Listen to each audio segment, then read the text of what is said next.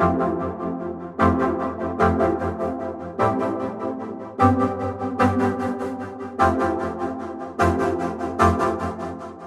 guys, Michael here from Sydney's Plumbing Specialist.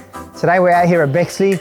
We're completing a reline on a block of 4 townhouses that have had multiple issues and problems over the years with their sewer lines.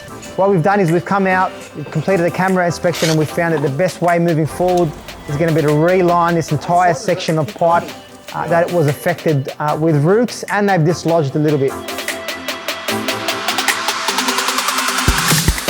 Today what we're going to be doing is we're going to be relining inside a terracotta line. So as you can see, terracotta lines are the old vitrified clay pipes that have been installed years and years ago, and they've done their job. But basically now they've come to a point where there's roots growing through the lines, or they're damaged or broken. And basically we've got 2 options. Traditional method would be to dig up and replace the line, and that's very labor intensive. And you know, if you've laid a new lawn down or underneath pavers or concrete, things get very messy very quickly. The new technology that we've got pretty much installs a line within a line, comes with a 25-year product warranty and a 50-year life expectancy.